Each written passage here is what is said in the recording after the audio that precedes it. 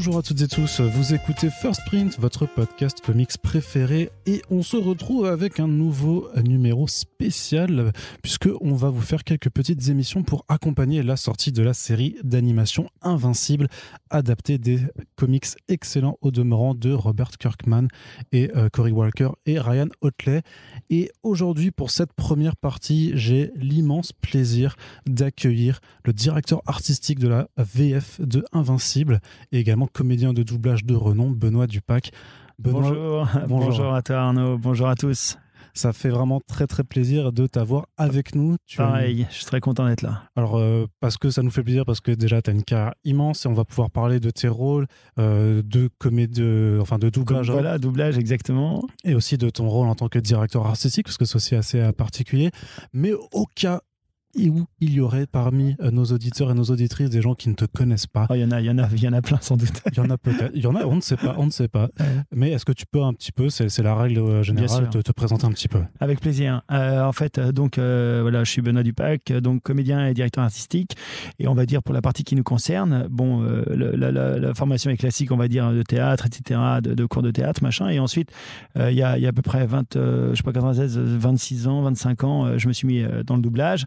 Et j'ai commencé à jouer des rôles plutôt sympathiques, on va dire, des séries classiques comme Charmed au départ, et puis ensuite des Power Rangers, et ensuite on a fait pas mal de mangas, et effectivement j'ai fait un manga qui est assez culte, on va dire, qui s'appelle GTO Onizuka. J'ai eu la chance d'interpréter Ekichi, 22 ans célibataire, libre comme l'air, comme c'est lui qui le dit, je ne vieillis pas, donc c'est quand même du bol. Et puis voilà, c'est un manga que j'ai adoré. Et ensuite, je suis passé sur pas mal de mangas un peu connus aussi, One Piece, DBZ, etc. Et je me suis mis à la direction artistique il y a à peu près, on va dire, 16 ans. Voilà, 16 ans. Et j'ai enchaîné des séries qui sont plutôt pas mal et des films sympathiques. Et en série, on va retenir Walking Dead, The Walking Dead que je dirige. J'ai fait aussi Dark, Succession qui est une série HBO formidable, et voilà Dark, Kominsky Method, pas mal de séries, et effectivement la série Amazon qui va sortir demain, je pense. Alors on enregistre le podcast, effectivement. Ouais. Voilà, qui s'appelle Invincible et qui est une série qui s'annonce vraiment géniale. C'est ouf parce que tu as quand même à citer énormément des choses. Tu retiens tous les travaux que tu as pu faire. Ouais, on va dire, en série, j'ai dû en faire peut-être une 60aine, et en film, 150, mais en direction artistique, je parle. Mais les grosses séries, effectivement, dont on entend un peu parler, Walking Dead, ça fait quand même 10 saisons, donc c'est vrai que c'est certain que c'est un peu gros. Black Lightning, on est à la 4e, Fear the Walking Dead, 6e. C'est des séries qui sont assez longues dans le temps et donc qui commencent à pénétrer un peu la sphère médiatique. Alors justement, à quel moment tu t'es dit quand même que tu allais faire ce shift, puisque tu avais fait du théâtre, tu as aussi fait de l'acting, et à quel moment tu as voulu shifter vers le doublage plutôt? Qu'est-ce qui t'a attiré dans cette activité? Honnêtement, je jouais au théâtre une pièce avec justement un grand monsieur qui s'appelle Pierre Attet qui faisait Doc dans Back to the Future, nom de Zeus, et j'ai joué 2 pièces avec lui, et il m'a emmené sur un plateau, j'ai regardé, et puis j'ai vu qu'en fait c'était une partie, ça pouvait être une partie très sympathique de notre métier à développer. Donc je suis arrivé un peu là-dedans en 96, et 96, il y avait pas un petit peu moins de monde que maintenant, parce que beaucoup de gens, évidemment, et puis en plus avec la pandémie, on a la chance de pouvoir continuer à travailler, ce qui n'est pas le cas malheureusement des acteurs de théâtre, et uniquement de théâtre. Les gens peuvent tourner encore des films, ça se fait, et ils tournent encore au cinéma et à la télé, mais le théâtre évidemment est arrêté, comme on le sait tous. Donc du coup, je me suis éclaté vraiment tout de suite. C'était difficile au départ, mais je me suis éclaté vraiment dans l'idée d'interpréter à 9h30 un serial killer, à 12h30 un amoureux transi, et l'après-midi faire Kung Fu Panda, et tout ça dans la même journée, et voire même des rôles que jamais on pourrait me donner ni à la télé ni au cinéma, parce que voilà, c'est comme ça, c'est la vie. Et du coup, j'ai pas forcément une voix de héros, j'ai une voix plutôt de rigolo ou de psychopathe ou machin, tout. Donc du coup, ces rôles-là, on me les donnerait peut-être pas trop, parce que j'ai un physique assez lisse, on va dire, pour être franco, plutôt avocat ou machin, et c'est pas forcément les rôles qui m'iraient le mieux en doublage. C'est étonnant, mais c'est comme ça. Voilà, donc c'est venu, et j'ai accroché tout de suite. Alors comment on se prépare pour un rôle de doublage? Parce que justement, tu fais des choses qui n'ont absolument rien à voir les unes avec les autres. Exactement. Alors en fait, on est convoqué par un directeur artistique qui, lui, a la charge du film. Il y a un auteur qui écrit le film, un adaptateur. Donc le directeur artistique regarde son casting et a des idées sur les rôles et il convoque. Donc on arrive sur le lieu de travail, mais on ne sait pas du tout ce qu'on va raconter. Donc on arrive, voilà, le directeur artistique nous explique le film, le rôle. Et puis on voit, le film est découpé en boucles. Ce qu'on appelle des boucles, c'est des séquences d'1 minute à peu près de film. Et donc on regarde notre rôle, on le regarde une fois en anglais. Et donc on a une bande rythmo en dessous sur laquelle passe le texte en français. Et donc on regarde une fois un petit peu comment fait l'acteur, éventuellement 2 fois si la scène est difficile, hein, bien sûr. Et ensuite à nous de l'interpréter le plus fidèlement possible de l'original, mais avec sa sincérité, la sienne, propre, et qui fait que ce mélange des deux peut donner des résultats assez étonnants. Et en France, on est plutôt assez bon. Voilà, je ne citerai pas tous les amis, mais que vous connaissez tous, mais il y a des tueurs. Et justement, alors, c'est-à-dire que tu ne vois jamais l'œuvre en entier avant de le doubler. Et comment tu anticipes un peu la façon dont il faut poser sa voix, et notamment quand tu as des moments, on va dire, de réaction, de surprise pour les personnages? Alors, généralement, justement, le directeur artistique nous met dans l'état, et il nous explique ce qui s'est passé en amont, ce qui peut se passer en aval, pour qu'on comprenne davantage notre personnage. Et il arrive aussi, sur certains films difficiles, des films cinéma, qu'on nous fasse une projection privée. Une projection privée avant, pour qu'on regarde un petit peu dans le rôle dans sa totalité, ce qui permet évidemment d'appréhender davantage les scènes qu'on aura à jouer. Mais encore une fois, le propre du directeur artistique est vraiment d'expliquer et de mettre à l'aise et de donner toutes les clés pour qu'on puisse nous interpréter librement et avec tout le maximum d'éléments notre rôle, la vision du rôle, etc., qu'on soit le plus cohérent possible avec ce qui se passe à l'écran en VO. Il y a parfois aussi des projets où tu as pu donner plusieurs voix, donner voix à plusieurs personnages dans un même projet. Alors, on va dire que c'est plus en anime. C'est assez rare sur du live. Sur du live, j'entends des prises de vue réelles, etc., du réel. Mais sur de l'anime, c'est sûr. Je veux dire, sur des dessins animés, ça m'est arrivé sur un super dessin animé qui s'appelle Vic le Viking. Je faisais la vigie était comme ça, elle parlait comme ça. Et je faisais le vieux monsieur, le druide, qui était comme ça. Il était, oh, mais tout, je m'endais bien, je suis heureux d'être là. Donc, ça arrive sur la ferme en folie, un peu pareil, avec une équipe géniale. Mais ça arrive de faire 2 personnages. Pas tellement plus, parce que après, d'abord, on ne sera pas capable, je ne serai pas capable. Mais voilà, ça peut arriver sur de l'anime plus que sur du live. Du live, très honnêtement, je suis assez contre, sauf si c'était des frères jumeaux ou des jumelles. Et effectivement, on peut complètement avoir la même voix et c'est déjà arrivé. Et justement, j'imagine alors qu'il y a plus de liberté quand tu doubles de l'animation plutôt que quand tu fais du live action, même si parfois tu as aussi doublé on va dire des productions live action qui sont un peu plus fantaisistes, mais tu as quand même plus de... Comment on trouve aussi un peu ces différentes tonalités, ces voix? Parce que là, par exemple, dans l'exemple que tu viens de nous faire, avec des voix très rocailleuses, très... Voilà, alors franchement, souvent on a des VO qui sont quand même géniales. Là où effectivement, ce que tu dis est vrai, c'est que la part de liberté peut arriver sur de la création de voix. C'est-à-dire que quand le dessin animé, quand l'anime n'a jamais été doublé, où on a des éléments simplement des voix témoins, donc qui ne sont pas vraiment joués. Donc là, à nous de donner, et à ce moment-là, en s'aidant évidemment avec un directeur artistique, pour trouver la voix juste de ce que voudra le client et de ce qui correspond au personnage. Et c'est arrivé, par exemple, sur un formidable un film d'animation qui s'appelle Les Grandes Vacances, Les Grandes Vacances, qui était pour France Télévisions. Et là, je faisais un facteur et effectivement, la directrice artistique, Céline Ronté, m'a permis de trouver la voix et de trouver le personnage. Et là, c'était de la création. Donc, on avait une vraie liberté et on a trouvé le ton. Mais bien souvent, la VO nous propose quelque chose et à nous de nous en éloigner ou nous en approcher si on sent que vraiment c'est dans l'image. C'est génial de s'approcher de la VO. Voilà. Donc, mais on a une grande liberté dans le jeu, effectivement, tout en respectant, encore une fois, l'œuvre, vraiment, et la sincérité des personnages, qui a été, lui, établi par des gens en amont. Et il faut vraiment respecter ça. On ne peut pas faire tout et n'importe quoi. Sous prétexte de liberté, on peut pas, il faut rester vraiment, vraiment cohérent avec ce qu'on raconte. D'accord. Et c'est difficile de réussir à trouver la bonne voix pour le bon personnage? C'est peut-être pas si difficile que ça, en fait. À force de voir l'anime, elle vient naturellement. Et c'est vrai que souvent, tant qu'on ne voit pas l'anime, tant qu'on voit pas le personnage, je pourrais approcher d'une voix comme ça, mais si je l'ai vraiment visuellement devant moi, là on va commencer à coller. On va commencer à coller à l'image et on va s'approcher de l'image et on va dire ah ouais, là ça rentre dedans. Là ça rentre dedans. Ah non, là tu vois ça sort. Là c'est pas bien, tu vois. Là c'est trop en dessous, puis c'est trop aigu, et puis c'est machin.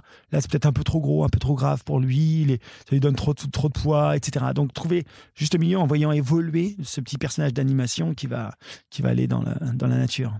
C'est-à-dire qu'au final, tu estimes quand même qu'il y a une part d'appropriation dans l'animation. Tout à fait. Ah, complètement. Ouais, bien sûr. Ah, non, mais vraiment.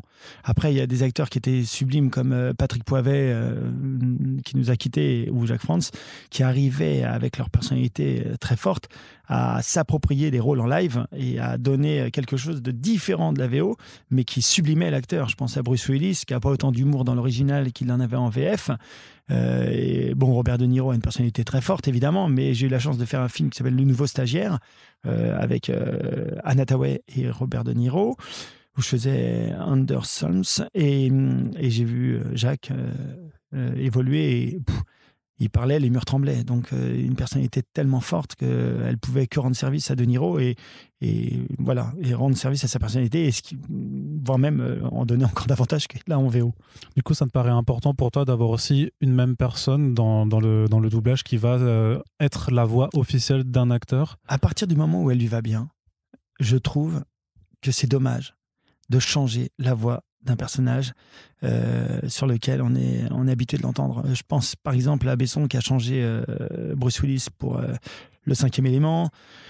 Je pense à Besson qui a changé De Niro sur je sais plus quel film, Vita, bon bref, avec De Niro, et c'est pas Jacques Frantz qui l'a fait.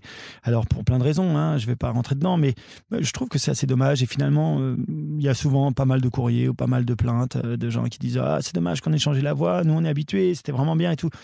Rien n'appartient à personne. Évidemment, rien ne nous appartient. Moi, je ne suis pas titulaire, j'ai pas une licence pour avoir la voix de Charlie Day. Mais c'est vrai que j'adore ce mec-là, que je double tout le temps. Voilà, si quelqu'un d'autre peut le faire, génial, et le fait. Mais si les gens sont contents de m'entendre là-dessus, c'est dommage de l'enlever. Tant qu'on ne demande pas des milliers des cents, on ne demande pas plus d'argent, c'est pas le problème. Mais c'est simplement d'avoir une fidélité sur des voix qui sont un peu connues. Voilà, Brian Krause, que j'ai fait sur Charmed et que j'ai fait sur 150 téléfilms. Bon, voilà, on me l'a enlevé dernièrement. Qu'est-ce que vous voulez que je vous dise ? C'est de bon, puis je l'ai récupéré après. Mais voilà, c'est dommage. C'est très con, même. D'accord. Tu penses qu'il y a une reconnaissance du travail de doublage en France ? Je pense vraiment. Il y a souvent, tu sais, des débats plus ou moins cinéphiles à la con sur les réseaux, sur la VO versus la VF, que le travail en VF, c'est souvent moins tout ça, ce qui peut... Alors, c'est légitime, hein. Non, mais complètement. Enfin, plus sur le live action, mais plus sur l'animation, je trouve au contraire qu'on a quand même une VF généralement qui est assez exceptionnelle. C'est vraiment sympa de le dire. Mais c'est vrai que on fera jamais aussi bien que la VO en live. Mais c'est certain. Je veux dire, le gars l'a tourné, donc la tournée, on s'approchera et on fera le maximum. Mais lui, il aura eu 4 mois pour tourner le film. On va avoir une journée pour faire le rôle. Donc, oui, parce qu'il y a un impératif de temps aussi. Voilà. Et puis c'est comme on enchaîne les boucles. Lui, quand il tourne 2 minutes utiles sur un film, nous on va en faire 20, donc c'est le ratio est pas le même, et on essaie vraiment de coller au mieux et de faire ce qu'on peut le mieux possible. Mais encore une fois, il n'y a pas de discussion possible. La VO sera toujours mieux, bien sûr. La VO sera toujours mieux. Ça, je parle en réel. Maintenant, aujourd'hui, je trouve que le métier est davantage reconnu parce qu'en plus, on a une culture aujourd'hui du web, d'internet, qui fait que beaucoup de youtubeurs défendent la VF sur des animes notamment, et ces gens-là, cette jeune génération qui arrive, crachent pas dessus. Donc voilà, on navigue un peu entre les deux, c'est-à-dire qu'on a des gens, parfois ils sont un peu feignants et c'est normal, ils n'ont pas envie de regarder les en VOST, ils disent je regarde en VF si la VF est bien. Bon, si la VF est moche, je vous cache pas qu'ils zappent tout de suite. Aujourd'hui on a la possibilité sur les plateformes de passer de la VO à la VF, de la VF à la VO en un clic. Donc moi j'ai mes jeunes, j'ai 3 enfants et j'en ai 2 qui ont 17 ans et demi et 16 ans et demi. Ils regardent en VO majoritairement. Ça leur arrive de regarder en VF. Si vraiment ils n'aiment pas, ils basculent en VO. Mais parfois, ils trouvent des VF géniales et ils disent je l'ai vu en VF, c'était vraiment canon. Tiens, c'est qui a fait ça ? Je dis c'est un pote, machin. Génial, etc. C'est vraiment super. Donc, aujourd'hui, on est un peu plus reconnu, je trouve d'ailleurs. On se cache pas dans les couloirs. Voire même, beaucoup de gens ont envie de venir nous voir et travailler dans le doublage, et notamment des grands. J'ai eu la chance de faire Pierre Lapin. c'est un film qui est sorti Sony, Ouais, et c'est la bande de babysitting, La Show et compagnie, mais c'est génial d'avoir des mecs du Cinoche qui viennent, voilà. Les Star Talent ont le droit de venir, elles ne nous enlèvent pas de boulot, contrairement à ce qu'on pense.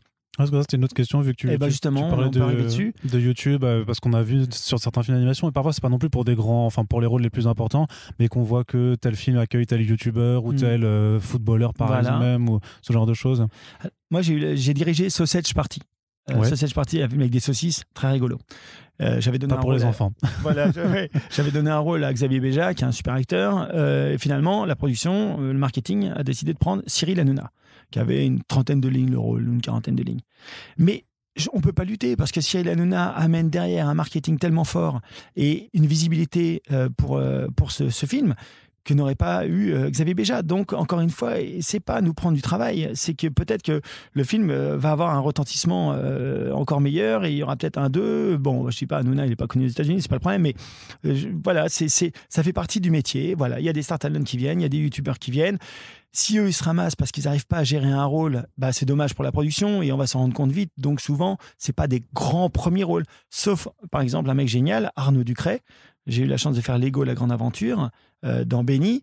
Et ben Ducret, c'est super bien ce qu'il a fait. Moi, j'ai eu la chance de lui dire il y a un mois, mais je lui ai dit Arnaud, tu as fait un travail remarquable sous une direction de Barbara Tissier géniale sur Lego, la grande aventure. Donc voilà une Star Talent qui a bien sa place. Et il a pris le boulot à personne. C'est un super acteur. Heureusement qu'il a le droit de travailler à côté. Oui, mais parce que souvent, ce qu'on reproche, c'est que justement, c'est favoriser la notoriété des gens pour attirer un public qui est fan d'une personne. Et ben ça fera parler du produit. Et ça, c'est... Et du coup, tout le monde nous écoutera. Et ça se trouve, des gens, quand ils vont voir Ducret, ils entendront du pack, ils diront « Oh putain, j'aime bien Spaceman ». Et ben voilà, ça me fait de la pub. Bravo Arnaud. D'accord. Tu parlais un petit peu de tes gamins et du coup, il y a juste mon collègue Corentin qui n'est pas avec nous aujourd'hui, mais qui voulait te poser une question. Salut Corentin. Et, il sera content que tu lui dises salut. Salut mon Corentin. Et je te la lis textuellement. Vraiment, c'est être la voix française d'Akishi Onizuka. Est-ce que ça aide quand on a un gamin fan de PNL ? Ah, c'est drôle. Alors écoute, ça c'est rigolo parce que PNL, en fait, c'est mon fils qui un jour m'a dit putain papa, il y a un album qui s'appelle Onizuka qui a fait 30 millions de vues ou je sais pas quoi, machin. Bon, et puis il me dit mais c'est par rapport au manga, hein, etc. Et puis là aujourd'hui, il a 17 ans et demi, ma fille 16 ans et demi, et c'est vrai qu'ils sont pas mal de copains qui retrouvent GTO. Et notamment, je pense, grâce à PNL. C'est-à-dire qu'il y a eu donc GTO, ça a 17 ans, je crois 18 ans. Donc, il y a une sortie formidable, il y a un écho assez important. Et il y a une deuxième vie. Et je vois que je suis invité souvent dans des salons, etc. J'ai des jeunes de 14, 15 ans et tout. Je me dis, mais putain, ils ont pourtant, c'est pas sur Canal et tout. Mais en fait, Internet, évidemment, est important et permet de revoir les épisodes. Mais des groupes comme PNL, des gars comme le youtubeur, notre premier youtubeur, je connais que lui, Lucas, Stewie. Squeezie. Stewie, c'est dans Family Guy, je suis con. Squeezie, exactement, aime beaucoup aussi GTO, je le sais. Donc, toute cette jeune génération a permis de remettre à jour et au goût du jour, en tout cas, de revoir ces mangas. Donc, c'est vrai que Eiichiro Onizuka, quand j'ai dû faire l'autre fois une petite dédicace avec ma fille à côté pour un copain à elle, je dis, je sais pas, salut Arnaud, c'est Eiichiro Onizuka et tout. J'étais super flatté et super touché que maintenant, ce sont mes enfants qui me demandent pour leurs potes une petite dédicace sympa vocale de Eiichi. Je trouve ça fabuleux. Parce que tu te rends compte aussi de l'importance que tes travaux ont eu et ont toujours pour la pop culture maintenant qui s'est quand même de plus en plus j'aurais plus d'humilité, je dirais pas mes travaux, mais je dirais le manga en lui-même, et puis après j'ai eu la chance de le servir. Mais je l'ai servi avec humilité, sincérité, mais encore une fois, c'est d'abord le manga qui était vraiment très drôle. Après, ce qu'on a fait dessus, franchement, on s'est bien marré, donc je pense que ça correspond. Mais encore une fois, c'est d'abord le produit qui plaît. Et puis, voilà, je suis assez content parce que c'est vrai qu'il y a des super échos et ça me fait drôle. L'autre fois, j'étais à Strasbourg, il était 23h30. Il y a un gars des livres rouges, cherchait la place de Broglie. Je lui dis, excuse-moi, tu sais où est la place de Broglie? Il me dit, oh, monsieur, pardon, vous êtes la voix des Eiichiro Onizuka. Ah, j'ai dit, putain, il est 23h, il pleut. Je lui demande juste ça. Je vais chez Nespresso, je demande ma chaîne de trucs de café. On me dit, mais vous êtes quelle heure? En fait, je pense que comme j'ai une signature vocale assez forte et je me rends compte qu'Eiichiro Onizuka est vraiment rentré chez les jeunes comme un truc vraiment sympa. Donc, ça fait franchement super plaisir. Donc, Corentin, merci. Et donc, tu l'as trouvé la place Broglie? Ah, je l'ai trouvé, putain, ouais. J'étais me prendre une bonne tarte flambée, c'était magnifique. Très bien, parce que je viens de Strasbourg, du coup. J'adore, mais qu'est-ce que j'aime cette ville. Ça me parle quand tu en parles aussi. Ah, mes amis de Innervision là-bas, ils sont géniaux. Ok. Justement, par rapport un peu à Onizuka, pour commencer à faire la passerelle aussi avec Invincible, on trouve des thématiques un petit peu communes, ce côté famille, de violence, tout ça. C'est quelque chose qui te parle de façon plus générale?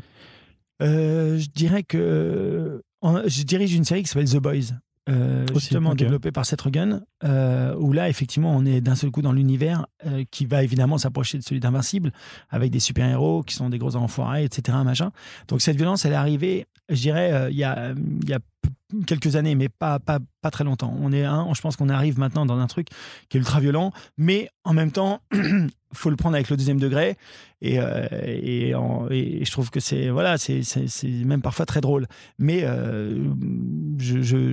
ça fait partie des nouveaux produits aujourd'hui. Se développe. J'ai un fils qui est acteur et qui bosse bien à l'image, etc. Là, il est sur des essais de callback, sur des séries où on attaque maintenant pour France Télévisions des séries qui sont des séries d'horreur. Avant, on ne l'aurait pas encore fait. On l'aurait pas fait. Donc aujourd'hui, là, hier, il avait un callback avec un réalisateur et la scène, c'est une bande de jeunes, qui partent et il y a le cadavre d'un copain à eux qui flotte ils font du canoë, etc. Donc des choses qui sont plus trash aujourd'hui, mais qui correspondent aussi aux envies de chacun et à l'évolution de notre, peut-être avec les jeux vidéo, peut-être avec tout ça, voilà. Donc faut l'accepter, faut juste, faut pas pousser des cris d'orfraie. Voilà, je pense qu'il faut. Oui, puis en termes d'horreur, techniquement, tu avais aussi, t'as dirigé The Walking Dead, donc en termes d'horreur, ça se posait là aussi, quoi. Voilà, c'est très graphique. The Walking Dead, exactement. Alors une fois, en plus, et puis encore une fois, c'est assez psycho. Une fois qu'on a passé les zombies, franchement, on peut la regarder tranquille. Voilà, il y a des choses assez angoissantes, mais une fois qu'on a assimilé les zombies, il y a des choses qui me font un peu plus flipper. Par exemple, j'avais fait Paranormal Activity, le premier Paranormal, où je doublais le premier rôle et là, putain, les choses un peu paranormales et tout, ça me fait plus flipper presque que des zombies. Mais ça, c'est moi. Et j'ai un copain qui me dit, dès que je vois un zombie, je suis effrayé. Donc tout ça rappelle à l'enfance. Il y a peut-être un rapport à l'enfance qui est différent. Justement, juste sur The Walking Dead, c'était quoi alors quand même de diriger l'équipe de doublage sur cette sur un monument de la série? Alors voilà, et puis ce qui a été génial sur ce monument de la série, comme tu dis, c'est que quand on me l'a donné la première fois, j'ai dit, je sortais d'un film d'horreur de Wes Craven et ils avaient fait de la fondue bourguignonne avec un corps humain et tout, je trouvais ça un peu dégueulasse, donc j'ai failli dire non. J'ai failli dire non, écoute, je sors un truc là un peu trash. Et puis il me dit, le directeur de production, Yves Dorambus, me dit, écoute, regarde quand même la série, elle a fait parler, regarde l'épisode, machin. Puis j'ai accroché tout de suite. Et le plaisir, ça a été de faire le casting français. Faire le casting français et notamment d'avoir donné à Emmanuel Carsen et à tous, parce qu'ils ont tous un talent fou, Tanguy, etc., Rick, machin. Mais Daryl, le personnage de Daryl, qui est un personnage vraiment emblématique et iconique dans la série, en fait, je lui avais donné ce rôle-là, ce Norman Reedus, je lui ai donné sur un film 2 ans avant. Voilà, à Manu, sur un film qui s'appelait The Boondock Saints, Les Saints de Boston, un truc comme ça, Les Anges de Boston. Et je lui avais donné Norman Reedus. Après, il l'a reperdu.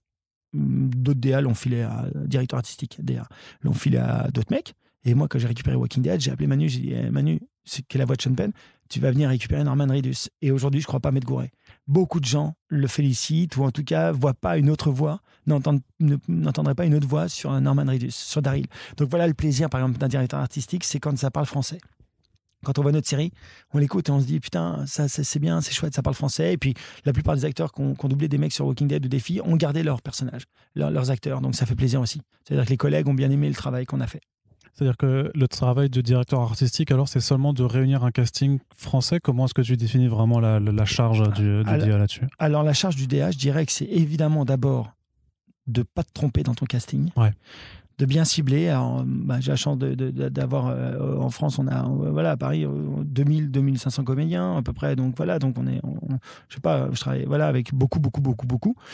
Et du coup, j'appelle pas toujours les gens que j'aimerais appeler plus souvent, mais c'est important de faire un bon casting, donc je valorise pas les amis spécialement, même si je les adore, c'est uniquement les gens qui correspondent au personnage.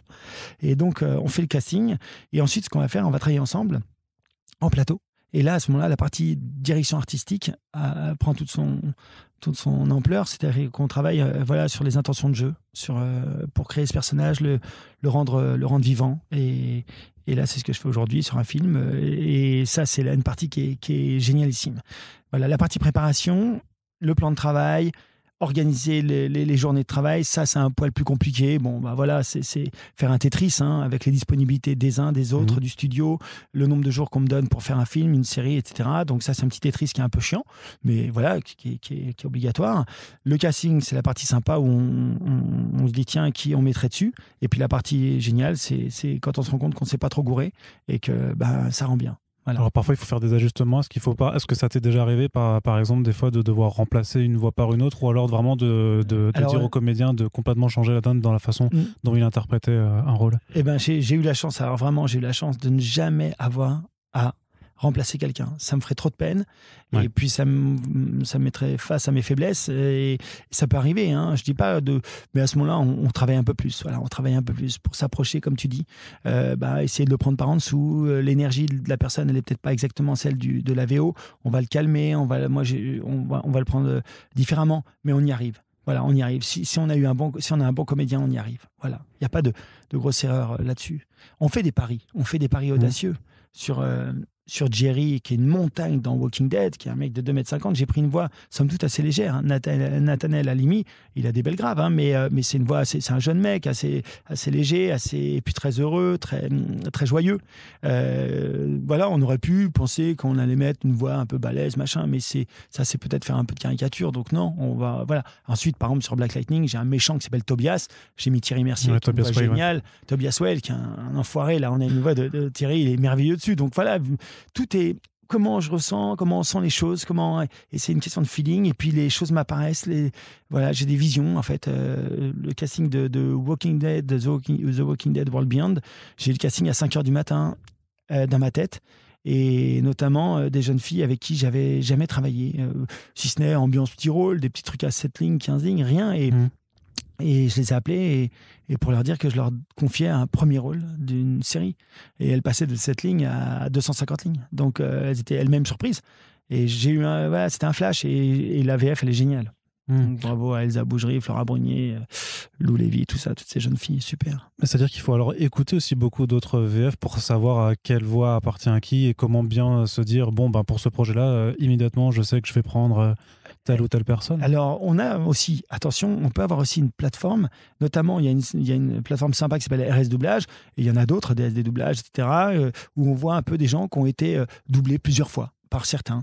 Alors, parfois, c'est des très bonnes idées, parfois un peu moins, mais donc, on peut se servir de quelqu'un, par exemple, qui est un peu connu, on se dit, tiens, l'acteur, il me dit quelque chose, je vais aller voir qui l'aurait doublé. Puis si on voit qu'il y a 14 films, 15 séries, avec en plus, c'est quelqu'un qu'on aime bien, il n'y a aucune raison qu'on lui enlève. C'est ce que je te disais tout à l'heure. Après, s'il est doublé par une dizaine de personnes, c'est notre choix à nous, et est-ce que dans les 10, on va trouver notre bonheur ? Peut-être pas. Aujourd'hui, une comédienne fait une fille qu'elle n'a jamais doublée, et cette fille-là a déjà été doublée par d'autres jeunes filles, mais je ne les voyais pas pile dedans.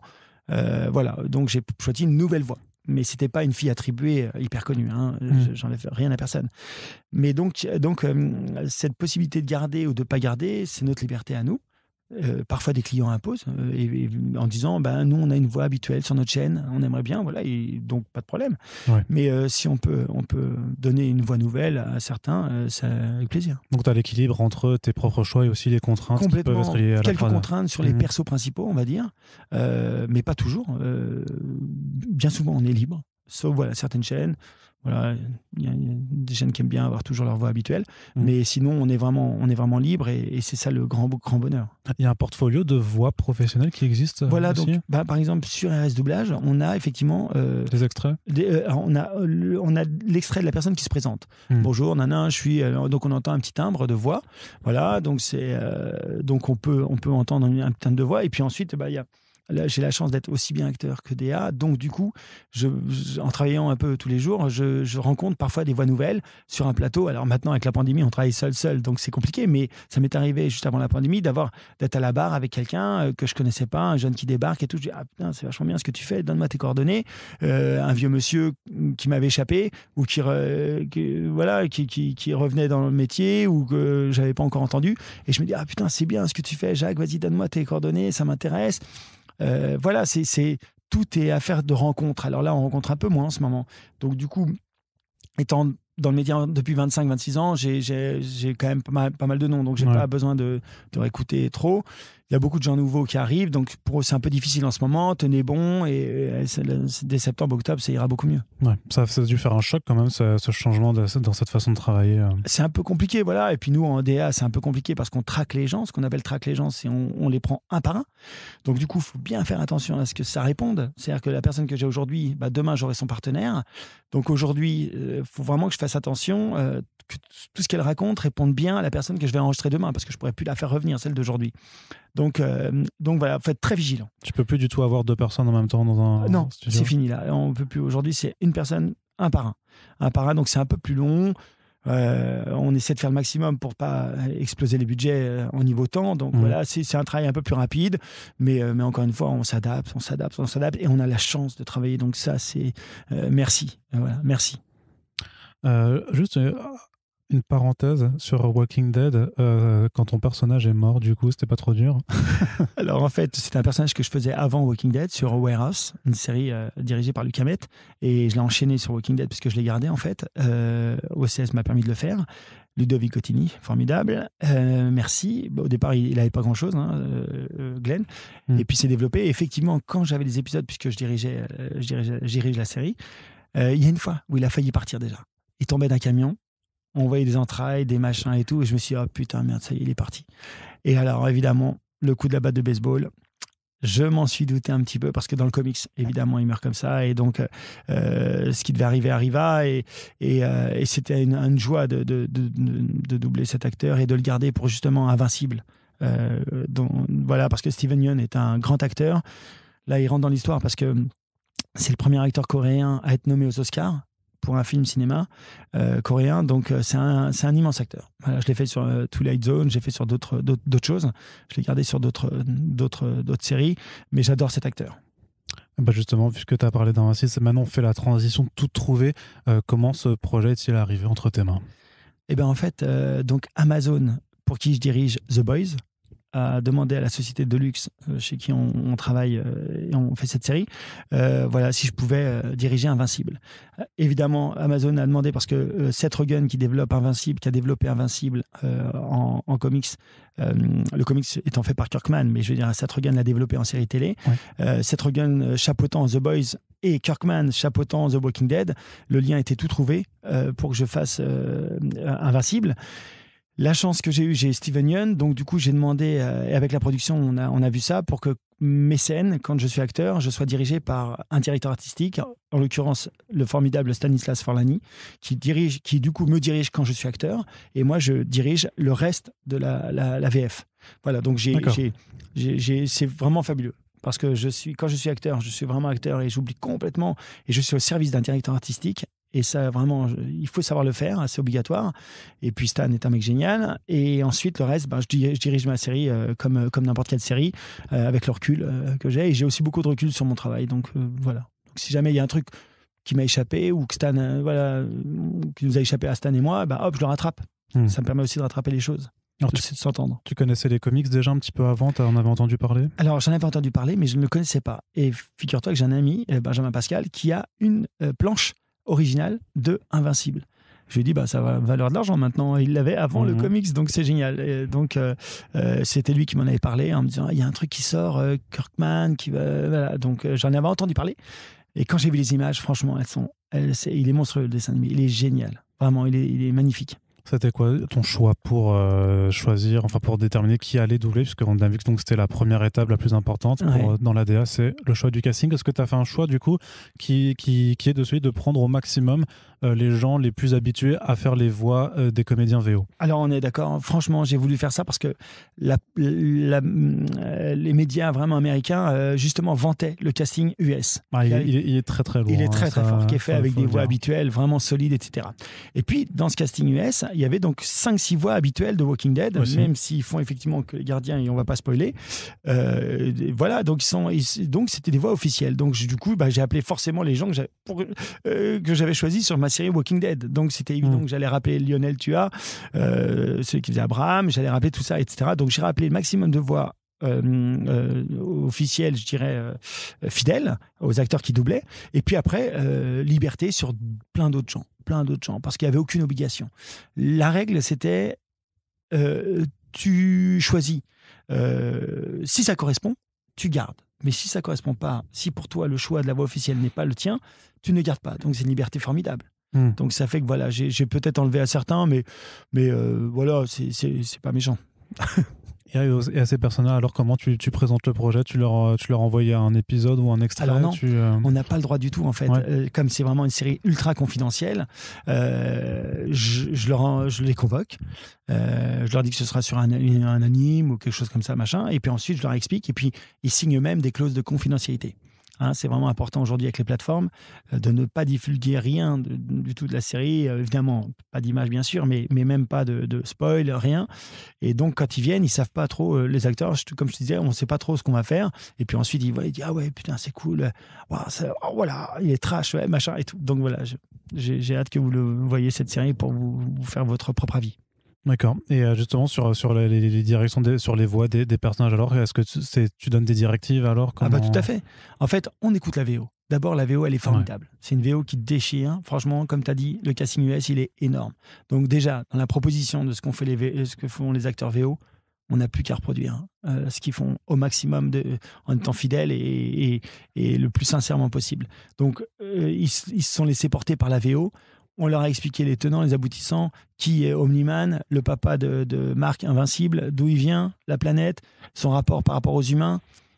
Tout ça, on l'explique parce que c'est une fois qu'il est chargé de ce qu'il est dans son être, il va pouvoir interpréter avec une certaine distance ou en tout cas comprendre cette distance qu'il a par rapport aux humains, etc. Mais encore une fois, je ne veux pas spoiler, donc je ne veux pas trop parler de la série. Faut pas spoiler. Mais ça, Omni-Man, c'est sur Internet et c'est aux US, ils disent la même chose. Mais voilà, donc c'est vraiment... on écoute bien la VO et on restitue derrière, on fait derrière. Et moi, comme j'ai vu toute la série, je me permets de les guider, rectifier, dire tiens, non, bah regarde, non, parce que le rapport des deux, tu vas voir, il va se faire bien et puis ils vont peut-être tomber amoureux et puis machin. Donc je pense que c'est un petit peu plus taquin au départ, mais moins dur. Voilà, c'est pas, elle le bâche pas, elle laisse une porte ouverte pour que, tu vois, voilà, c'est tout ça qu'on affine parce que j'ai la chance de voir la série. D'accord. Et puis aussi un travail après sur le texte aussi qui doit être fait avec des allers-retours avec les traducteurs, les correcteurs. Absolument. Et puis notamment, et puis aussi un lien dont tu as fait partie, Arnaud aussi, également, qui est un lien très important entre justement la fidélité et le respect du comics avec l'anime et donc des adaptateurs qui sont fidèles aux comics avec des termes très importants pour respecter évidemment la fanzone, pas la fanzone, mais enfin les fans du comics et pour ne pas trahir quoi que ce soit. Donc ça a été vraiment un travail remarquable de la part de Lux, de toi Arnaud, et Amazon.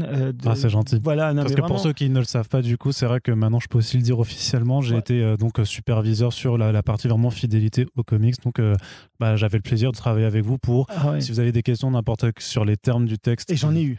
Voilà, et j'en ai eu, tu as répondu fidèlement et tout le temps, etc. Machin, tac, la phonétique, le machin, le rapport. Mais lui, alors c'est qui? On fait quoi? 2 voix pour le robot, pour machin. Donc vraiment, Adrien Antoine, le robot, donc on a qui grandit, machin et tout. Donc bref, je vous en dis pas plus. Mais Arnaud a été très important et donc il y a eu beaucoup d'allers-retours parce que c'est une série vraiment prestige et dont on attend beaucoup.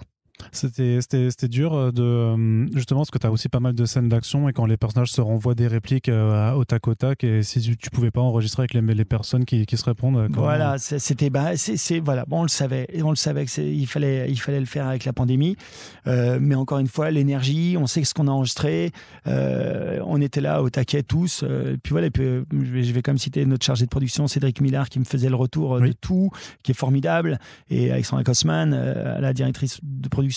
Donc on avait vraiment une équipe qui était sur le coup et du coup on était tous au taquet. Voilà, cette série on l'a pas loupé. Anouche Danielan qui est aussi très importante dans le lien Amazon.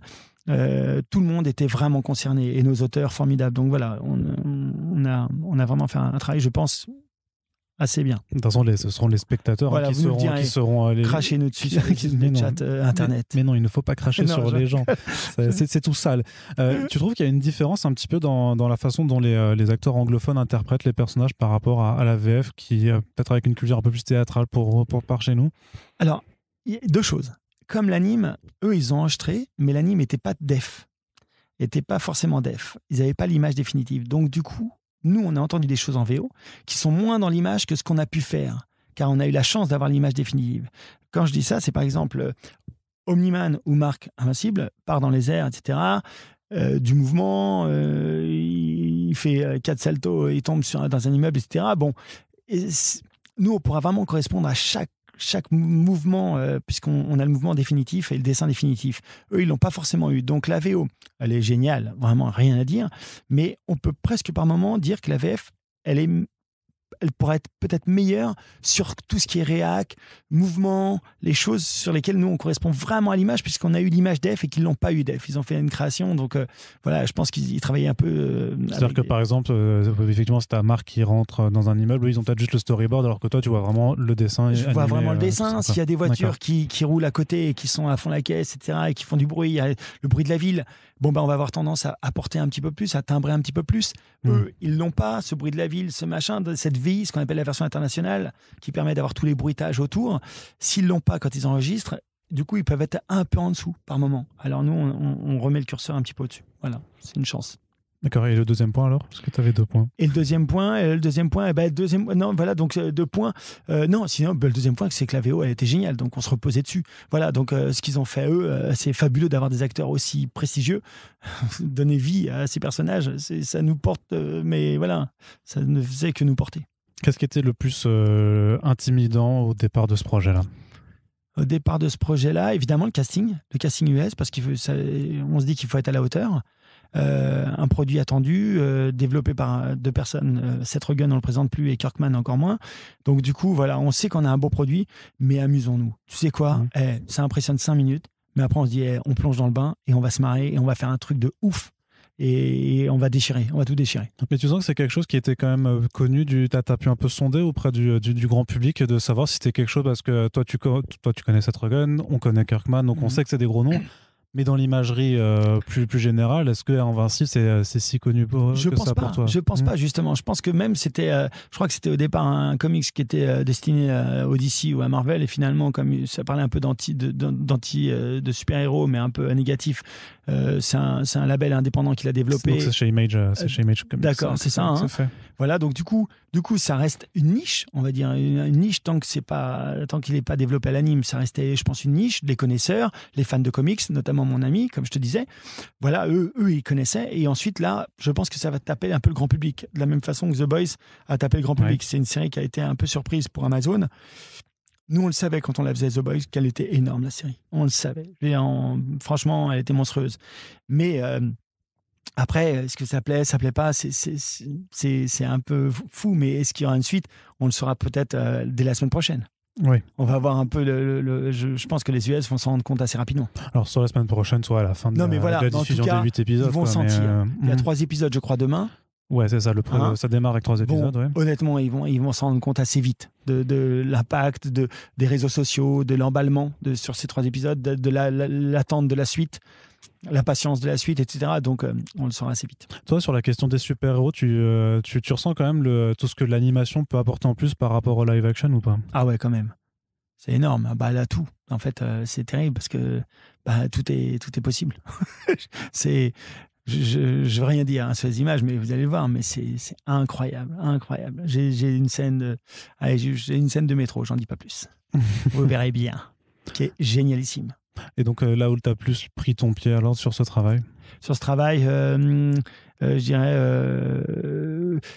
les derniers jours, quand on entendait tout, quand tout s'emboîtait, et on disait putain, ça envoie là. Et puis ce choix de voix différentes, tous ces talents. De comédiens de doublage formidables français qu'on a, qui sont des comédiens de théâtre, de cinéma, de télé, on n'est pas que comédiens de doublage, bien sûr. Donc, et quand je voyais ce mélange de tous ces talents qui sont venus sur la série, franchement, c'est un gros kiff. Et vraiment, la série anime, elle est géniale. Parce que c'est vrai qu'il y a cette partie aussi, une fois que c'est enregistré, il faut vérifier que ça corresponde bien par rapport à ça, parce que quelque part, tu peux un peu le voir déjà en direct. Oui, complètement. Si ça rend, puisque pour expliquer grosso modo, les comédiens voient, en fait, c'est ce que tu disais avec la boucle, c'est-à-dire qu'ils voient l'image et ils parlent à ce moment-là, donc toi, tu assistes à chaque fois aux séances. Exactement. On entend la VO, on coupe la VO, notre ingénieur du son rec, enregistre. la voix de l'acteur français. Ensuite, on réécoute avec ce qu'on appelle la VI, donc les bruits, les machins et tout, et on voit si ça rentre dans l'image. Et ça correspond à ce qu'a fait l'acteur en VO. Et ensuite, à la fin, on a un peu toutes les voix, on a tout, et ça prend vraiment vie. Et ensuite, bien sûr, il y aura un mixeur qui va être très important, qui va mixer, qui va donner du relief aux choses. Et là, le résultat final, il sera encore sublimé.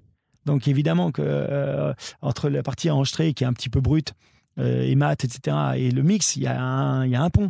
Mais ça nous donne déjà une première belle idée. Et ensuite, quand on voit le mix et qu'on a eu des bons mixeurs, comme on a eu avec une ingé son formidable, Caroline, je crois, qui a mixé, en plus, oui, c'est elle qui a mixé, on sait qu'elle connaissait bien le produit. J'ai aucun doute sur le mix de cette série.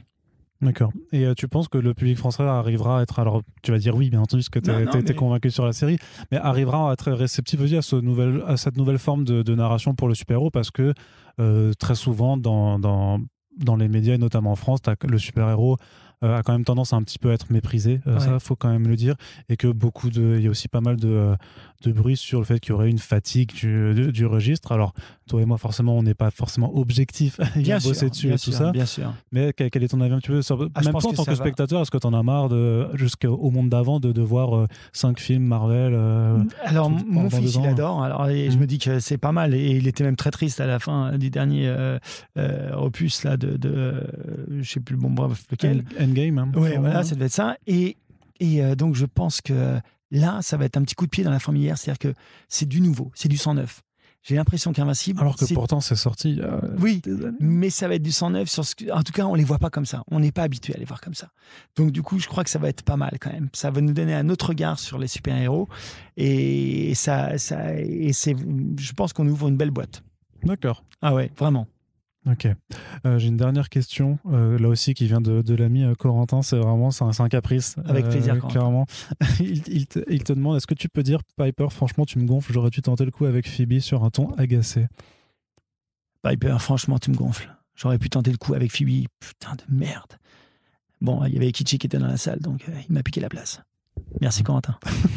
C'est vraiment, parce que pour t'expliquer, on prépare nos interviews ensemble et comme quand il n'est pas là, il me place quelques petits trucs à mettre comme ça. Avec plaisir, Corentin. Du coup, est-ce que pour ouvrir juste un petit peu sur quoi on va te retrouver après Invincible, est-ce que tu peux nous dire un petit peu plus? Alors j'imagine que tu peux pas forcément parce que tu as des NDA signés de partout et qu'en fait on n'a pas trop le droit de dire, mais en acteur, il y a des petites choses qui arrivent bien et puis on continue.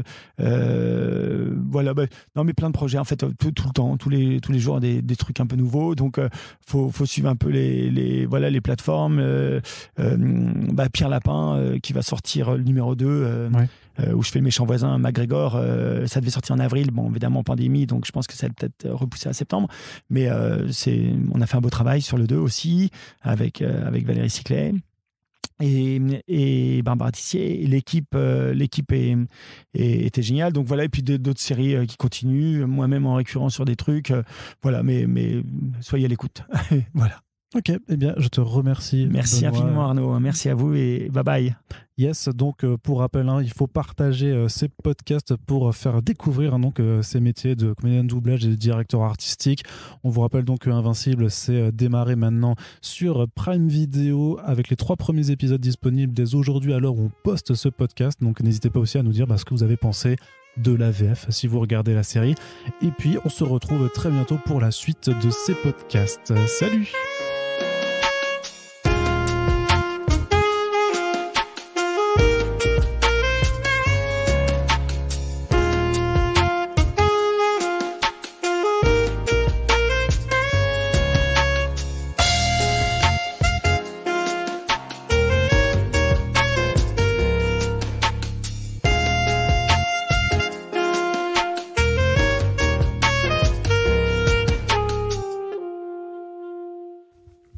Donc il y a un petit bonus en post-générique puisqu'on aime bien faire ça de temps en temps. Attention, c'est un bonus spoiler, donc si vous n'avez pas encore regardé le premier épisode, coupez tout de suite.